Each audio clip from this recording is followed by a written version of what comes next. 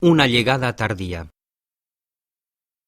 Los invitados charlan en el salón durante una buena parte de la tarde y después cada uno sube a su habitación a echar la siesta.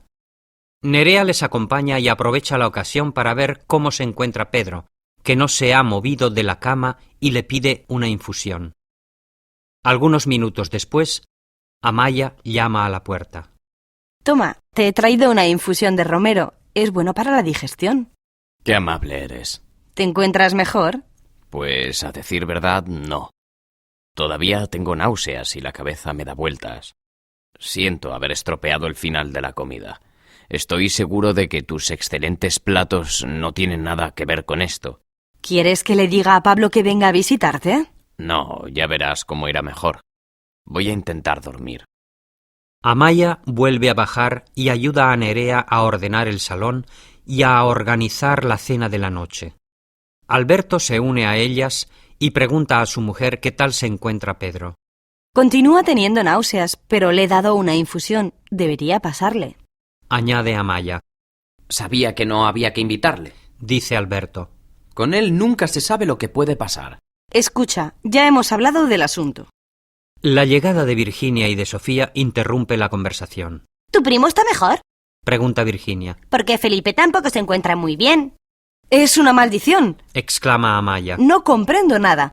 Los productos estaban frescos. Yo estoy en plena forma. Dice Sofía. Los hombres piensan que son fuertes como rocas, pero son más frágiles que nosotras. ¿Jugamos a las cartas? Buena idea. Dice Amaya. Una partida de bridge nos distraerá. Alberto, ¿puedes subir a ver si Pedro necesita algo? Cuando Alberto regresa no trae buenas noticias. Pedro tiene escalofríos y cada vez le duele más el estómago. Creo que hay que llamar a un médico de urgencias. Dice. Deberíamos primero hablar con Pablo. Tenemos un médico en casa. Sería una pena desaprovecharlo. Si no puede hacer nada, llamaremos al médico de urgencias. Responde Amaya. Como siempre, Alberto termina por ceder. Algunos minutos más tarde, Amaya llama a la puerta de la habitación de Pablo. Pablo, perdona que te moleste, pero creo que sería necesario que visitases a Pedro. Por supuesto, voy a buscar el botiquín al coche. Pablo acaba de salir de casa cuando Guillermo hace su aparición. ¡A buenas horas! Le dice su padre. Al menos habrías podido comer con nosotros. Te recuerdo que hoy es el cumpleaños de tu madre. Escucha, habría llegado a tiempo si no hubiera tenido problemas con el coche. Conmigo eso no funciona. Búscate otra excusa. Es la verdad, te lo juro. El mecánico lo ha reparado, pero he tenido que estar más de 3 horas en el taller. Bueno, ve a saludar a tu madre. ¿Se pondrá contenta de verte? A propósito, acabo de cruzarme con Pablo. ¿Se marcha? Pregunta Guillermo. No, ha ido a buscar el botiquín para examinar a Pedro. Después de comer se ha encontrado indispuesto. Vaya, un médico inútil que cura a un impostor. ¿Estás seguro de que no finge estar enfermo para pedir una indemnización? ¡Cállate! Deja estar esas historias. Los invitados podrían oírte. Tu padre tiene razón. Dice Amaya, que le escucha al entrar. Sabes que nunca he soportado a Pedro. Incluso cuando era pequeño. Siempre está mintiendo. Quizá ha cambiado. Replica Amaya. Su divorcio le ha afectado mucho y necesita el apoyo de la familia. ¿Pero qué estás contando si tú también le has detestado siempre? Escucha, todo eso pertenece al pasado. Y de todas formas, eras demasiado pequeño para entender. Amaya conversa un poco con Guillermo. Está contenta de que esté allí, aunque hubiera preferido verle durante la comida. Nunca consiguió establecer una relación de complicidad con su hijo y por ello sufre mucho. Mientras, Pablo examina a Pedro y le diagnostica un simple virus. Pedro es sin lugar a dudas alcohólico, así que tiene el hígado y el estómago frágiles. Le da una píldora contra las náuseas y le ordena no comer nada hasta mañana. La fiesta transcurre sin problemas. Los invitados están a gusto y después de una excelente cena, cocinada por Nerea y Amaya, escuchan música, charlan y juegan al bridge. Guillermo hace un esfuerzo, se queda e incluso toma parte en la conversación. Un poco más tarde, Amaya sube a ver a su primo. Cuando regresa al salón, Pablo le pregunta si la píldora contra la náusea le ha hecho efecto. Creo que sí. responde Amaya. Ha terminado por dormirse. Buena señal, ¿no? Hacia las 11 de la noche, todo el mundo se retira a sus habitaciones. El silencio se hace dueño de El lirio de los valles. Una extraña llamada. Durante toda la noche el viento sopla a ráfagas. A los invitados les cuesta conciliar el sueño.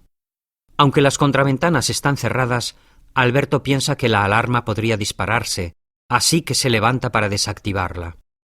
Pero una vez despierto, tiene problemas para volverse a dormir. Felipe, que la víspera por la noche comenzaba a sentirse un poco mejor, tiene una pesadilla y se despierta de un sobresalto. Cuando enciende la lámpara de la mesilla, su mujer no está. Amaya también se despierta en plena noche. El silbido del viento a través de las contraventanas le impide volverse a dormir. Decide pues prepararse una infusión de manzanilla. Antes de bajar a la cocina, pasa por delante de la habitación de su primo y entreabre discretamente la puerta. La luz está apagada y Pedro está acostado de lado. Parece estar durmiendo. Amaya vuelve a cerrar la puerta. Avanza en la oscuridad hasta los escalones de la escalera, cuando de repente siente que una mano helada se posa sobre su brazo. Se gira con sobresalto.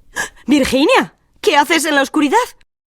Felipe no consigue conciliar el sueño, así que he pensado que una infusión le sentaría bien. Me has dado un buen susto. Con la historia del robo y la alarma que funciona cuando quiere, creí que... Lo siento. Dice Virginia. No quería asustarte. No he encendido la luz porque tenía miedo de despertar a todo el mundo. ¿Y tú? ¿Qué haces de pie a estas horas? Yo tampoco consigo dormirme. Ven, vamos a la cocina. Sofía y Pablo se despiertan en varias ocasiones y finalmente terminan por dormirse. Les parece oír voces provenientes de la habitación de Pedro, pero piensan que quizás es debido al viento. Además, Pablo cree haber hecho su trabajo y que ahora es Amaya quien debe ocuparse de su primo. El viento deja de soplar hacia las 5 de la mañana. Una hora más tarde amanece y la jornada de Nerea comienza. Hace un poco de limpieza y prepara el desayuno. Cuando sube a despertar a la señora se da cuenta de que la puerta de Pedro está entreabierta. Curiosa, se aproxima. El enfermo ya no se encuentra en su cama. Está tendido por el suelo no lejos de la puerta. Parece estar inconsciente. Asustada, Nerea se precipita por el pasillo para advertir a los señores. ¡Socorro! ¡Ayuda!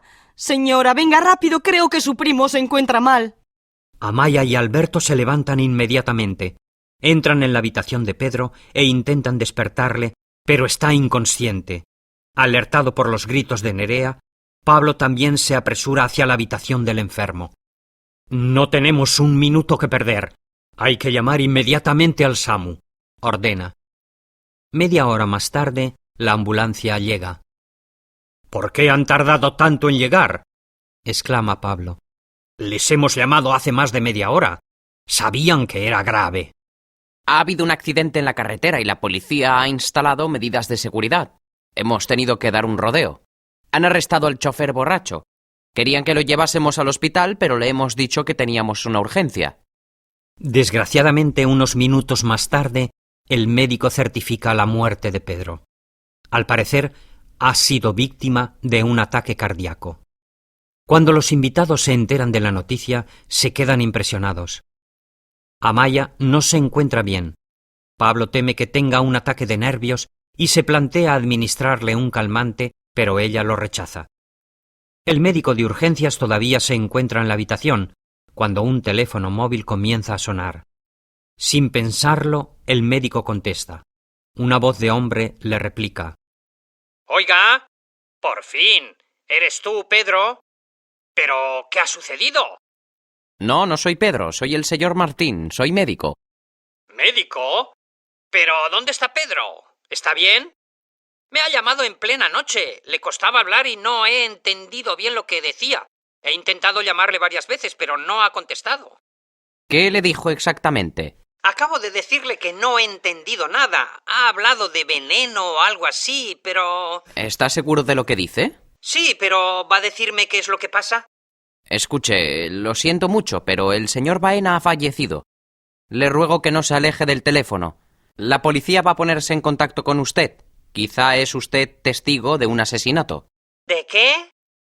El médico ha colgado. Llama inmediatamente a la policía y a continuación se reúne con los propietarios de la casa en el salón. Acabo de llamar a la policía. Les anuncia. Debería llegar de un momento a otro acompañada de un médico forense. ¿La policía? ¿Un médico forense? ¿Por qué? Pregunta a Maya. Su primo quizá no ha muerto de muerte natural. Responde el médico. ¿Cómo? Exclama Amaya. Quiero verle. Nadie debe entrar en la habitación hasta que llegue la policía. Y nadie debe salir de casa. Es una orden. Ante la determinación del médico, Amaya no insiste. Se levanta y se dirige a la cocina a preparar café a los invitados. La investigación comienza. Poco tiempo después, el comisario Sanchís llega y habla con el médico. Este último le cuenta todo lo que ha sucedido desde su llegada a la casa. El comisario coge el móvil de la víctima para verificar las llamadas efectuadas y recibidas. Pedro llamó a un número durante la noche y recibió varias llamadas de ese mismo número. La última de esta misma mañana, como le ha contado el médico del SAMU. Después de examinar el cadáver, el médico forense llega a la conclusión de que se trata de un ataque cardíaco. El comisario ordena transportar al fallecido al depósito de cadáveres para practicarle la autopsia y pruebas toxicológicas. A continuación llama al misterioso desconocido que ha llamado al móvil de Pedro, le explica en pocas palabras la situación y le ordena dirigirse lo más rápido posible a la comisaría. No quiere sacar conclusiones precipitadas, pero la muerte de Pedro le parece realmente sospechosa. La víctima hace unas 2 horas que murió, cuando el comisario procede a un primer interrogatorio. ¿Han observado algo sospechoso? Pregunta a los propietarios, a los invitados, al personal. A primera vista nadie se ha dado cuenta de nada. El comisario averigua que la víctima comenzó a sentirse mal durante la comida y que todo el mundo, comprendido el doctor Domínguez que le examinó, pensó en un ataque al hígado. Pedro efectivamente había comido mucho y, sobre todo, había bebido mucho. ¿Cómo eran sus relaciones con la víctima? Pregunta a Amaya y a Alberto el comisario. Era mi primo. Responde Amaya. Acababa de regresar de Canadá. Hacía 10 años que no nos veíamos. ¿Se llevaban bien? Sí, en algunos aspectos. Dice Alberto. ¿Qué quiere decir con en algunos aspectos? Digamos que fuimos socios durante varios años. Y un buen día Pedro lo dejó todo para marcharse a Canadá. Así, sin advertirnos. De manera que tuvimos muchos problemas. ¿Problemas financieros? Sí, eso es. ¿Y hoy? Hoy lo hemos solucionado. Concluye Alberto. ¿Han sido víctimas de un robo la semana pasada? Sí, pero ¿cuál es la relación con la muerte de mi primo? Pregunta Amaya. No lo sé. Pero cuando se llama a la policía 2 veces seguidas desde la misma casa, con pocos días de intervalo, raramente se trata de una coincidencia. Decía usted que habían solucionado los problemas, ¿verdad? Así es. Pero ¿por qué esta pregunta? Porque corre el rumor de que esta propiedad está en venta. ¿En venta? Pregunta Alberto sorprendido. El señor Sánchez de la compañía de seguros lo ha dicho. A propósito, hemos arrestado a un hombre que conducía en estado ebrio. Hemos encontrado objetos de plata en el maletero de su coche. ¿Objetos de plata? Exclama Amaya. Pero... Al parecer, este señor no sabía que llevaba el maletero lleno. Dice el comisario riéndose. No se preocupe, señora. Comprobaremos si se trata de sus objetos. Después le toca ser interrogado a Felipe Hernández. Afirma haber sido socio de Pedro 10 años antes y confirma todo lo que ha dicho Alberto. Pablo y Sofía afirman no haber visto nunca anteriormente a Pedro. Amaya les había hablado de él, pero no le conocían. «Le conocimos ayer, ¿verdad, cariño?», dice Pablo dirigiéndose a su mujer. Desde luego. No he necesitado mucho tiempo para comprender que se trata de un alcohólico y de un mujeriego, añade Pablo. Usted es médico, ¿verdad? Le pregunta el comisario. Soy especialista en dietética, sí. Examiné al señor Baena ayer por la tarde y le di una pastilla contra las náuseas. No creía que fuese tan grave, desde luego. Por fin, el comisario interroga a Guillermo. Este último le cuenta que llegó por la tarde y que, en ese momento, Pedro estaba acostado, así que no le vio. ¿Quién ha entrado en la habitación de la víctima aparte del doctor? Pregunta el comisario. Yo, por supuesto, fui varias veces. Dice Amaya. Y Nerea esta mañana. Es ella la que le ha encontrado inconsciente, ¿verdad? Sí. Interviene Alberto. ¿Acaso le teníamos que haber dejado solo? ¿A dónde quiere ir a parar con todas esas preguntas? ¿Por qué piensa usted que Pedro no ha muerto de muerte natural? Cálmate, Alberto. Dice Amaya. Verás cómo todo se arregla. El teléfono móvil del comisario interrumpe el interrogatorio. ¡Sanchís! Escucho. De acuerdo. ¿Acaba de llegar? Bueno, hágale esperar. Ahora llego. El comisario apaga el aparato y a continuación se dirige a todo el mundo. Les rogaría que no salgan de la casa. Un agente de policía vigilará la habitación del señor Baena. Tengo que ir a la comisaría. Durante el trayecto, Sanchís pone en orden sus ideas. El robo de la semana anterior ya le pareció extraño. El asegurador vino a comisaría para decirle que quizás se trataba de una simulación, y los propietarios tienen probablemente dificultades financieras. Podrían efectivamente haber simulado un robo para recibir dinero del seguro. La detención de este hombre con la plata en su maletero resolvería el asunto sin duda. Se dice el comisario. Pero queda la muerte del primo. ¿Están relacionados los dos asuntos? Un amigo de la infancia. Cuando el comisario Sanchís llega a la comisaría, un hombre le espera en su despacho. Buenos días, señor. ¿Su nombre, por favor? Me llamo Santiago Tamarit. ¿Y cuál es su profesión, señor Tamarit? Poseo una sociedad de importación-exportación. Trabajo sobre todo con Canadá. ¿Con Canadá? ¿Así conoció al señor Baena? No, nosotros nos conocemos desde la infancia. Él trabajó para mí cuando se instaló en Canadá durante unos meses únicamente, pero siempre estuvimos en contacto. Solo que últimamente con su divorcio sus llamadas se distanciaron. No le había visto desde su regreso a España y ahora me entero de que ha muerto. ¿Por qué le llamó? Si se iba a morir, debería haber llamado a urgencias, ¿no cree? No sé nada, quizás se equivocó de número. Supongamos. ¿Y qué le dijo exactamente? Parecía confuso, le costaba hablar. No entendí nada, solamente entendí la palabra veneno. Y creo que pronunció la palabra morir también, pero... ¿Y usted qué le dijo? Le dije quién era y que no comprendía nada de lo que decía. Pero no parecía entenderme, creo que deliraba. Después, cuando estaba en medio de una frase, colgó. Digamos, más bien, que se desmayó, señor Tamarit. ¿Puede usted repetirme su número de teléfono? Claro que sí, es el 62 64 05 955. Bueno, le pido que permanezca a nuestra disposición y que no se marche durante unos días. Si recuerda algún detalle, póngase en contacto conmigo inmediatamente. Comprendido. ¿Me puedo ir? Tengo una cita importante dentro de media hora. Por supuesto. Le llamaré por teléfono si es necesario. Después del interrogatorio, el comisario recapacita. Debe encontrar la solución del crimen. ¿El crimen? ¿Y si se tratase de un simple infarto? La llegada de un policía interrumpe sus pensamientos.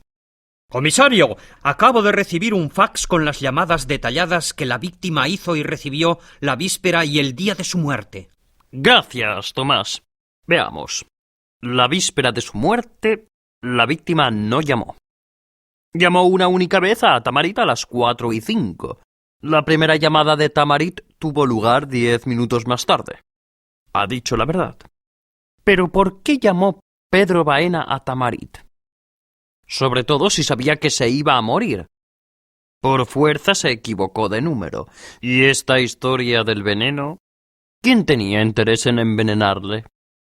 Unos minutos más tarde, el comisario recibe los resultados de las pruebas toxicológicas. La muerte ha sido causada por envenenamiento. Cuando ve el tipo de veneno que ha sido utilizado, el comisario no sale de su asombro. Sin la llamada de Tamarit, nadie habría sospechado que podría tratarse de un crimen. ¿Pero por qué asesinar a Pedro Baena? Se pregunta el comisario. ¿La herencia? Según los primeros resultados de la investigación, la víctima no dejaba ni bienes ni dinero. Pedro Baena había hecho malas inversiones en bolsa que le habían hecho perder sus ahorros y la mayoría de los bienes que había heredado. Al menos es lo que su exmujer acaba de declarar a la policía canadiense. ¿Un crimen pasional? ¿Quién sabe? ¡Comisario!, interviene Tomás. Acabamos de saber que la plata encontrada en el maletero pertenece a la señora Salvatierra. ¿Quién conducía el coche? Carlos Gómez, el técnico que instaló la alarma en casa de los Salvatierra. Lo ha confesado todo, fue él quien robó en la casa. Pero eso no es todo. Mantiene una relación sentimental desde hace años con la señora Salvatierra. Fue ella quien le pidió dar el golpe. Al menos es lo que él dice. Ella tenía muchas deudas y si él aceptaba ser su cómplice, le daría dinero a cambio. ¿Y su marido? Pregunta el comisario. Al parecer no está al corriente. Muy bien. Algunas comprobaciones más y asunto resuelto. El lirio de los valles. No hay dos sin tres. Un poco más tarde, Tomás le trae una carta al comisario. Se trata de una carta anónima, pero el mensaje es muy claro. Sofía y la víctima fueron amantes en el pasado, fingieron no conocerse para evitar problemas. Pablo estaba al corriente y estaba loco de celos. No busquéis más al culpable. Lo habéis encontrado. Al día siguiente, el comisario interroga a Carlos Gómez a propósito del robo. Este último confirma su primera versión. Después, el comisario comprueba el patrimonio de Amaya Salvatierra. Está arruinada.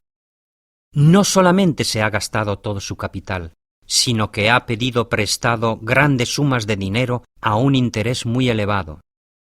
Le ha dado dinero a su hijo, pero sobre todo ha jugado y ha perdido jugando en bolsa.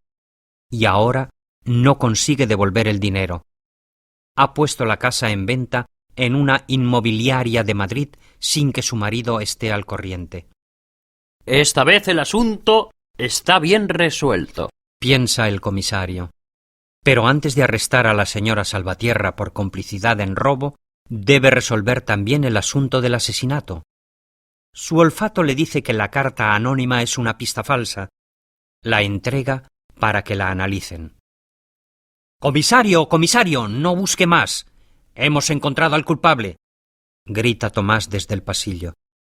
¿Cómo es que habéis encontrado al culpable? Pues sí, hemos analizado el teléfono móvil de la víctima para comprobar las huellas y no me va a creer nunca. ¿Están las del asesino? No, de hecho la víctima grabó su conversación con el asesino, que lo confiesa todo. Sabemos por qué Pedro llamó a Tamarit. Quiso llamar al 112 el pobre, pero presionó demasiado tiempo sobre la tecla 1. ¿Y entonces qué pasó? Se trataba de la tecla de llamada abreviada correspondiente al número de Tamarit. Bueno, pero seguimos sin averiguar quién es el culpable. Estoy en ello, comisario. 10 minutos más tarde, el comisario Sanchís se dirige hacia el lirio de los valles. Está bastante orgulloso de sí mismo. 2 asuntos resueltos en 2 días. ¡Qué golpe tan fantástico a 2 meses de la jubilación! Cuando llega a la casa, todos los sospechosos están allí. Les convoca en el salón y decide hacer durar un poco la intriga. Se dirige en primer lugar a Sofía. Usted me había dicho que no conocía a la víctima, ¿verdad? Sí, bueno, no antes de este fin de semana. Dice, enrojeciendo. Es extraño. porque aquí tengo una carta anónima que dice que usted lo conocía bien, muy bien incluso. ¿Pero qué está diciendo? ¡Es falso! ¡Lo sabía! Interviene Pablo furioso. He visto su manera de mirarte y de hablarte. Yo... ¿Eres tú quien lo ha matado? exclama Sofía. Claro que no. Estoy celoso, pero no soy un asesino. ¡Ya basta! Interviene el comisario. Déjenme continuar. Entonces se dirige a Amaya. ¿Es usted quien ha escrito esta carta? No. ¿Por qué tendría que haber hecho una cosa semejante? Ni tan siquiera sabía que se conocían. Para desviar las sospechas, señora. Todas las miradas se dirigen hacia Amaya, quien desea responder al comisario, pero éste continúa. A usted le gusta el muguet, ¿verdad? ¿Cómo dice? Hay ramilletes de muguet por todas partes en la casa. Deduzco, pues, que a usted le encanta esa flor. En efecto, es mi flor preferida.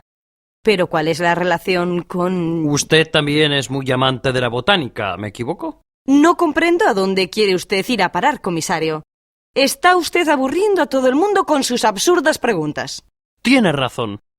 Permítame, pues, dar algunas explicaciones a sus amigos. El muguet es una flor espléndida, pero también es un veneno mortal.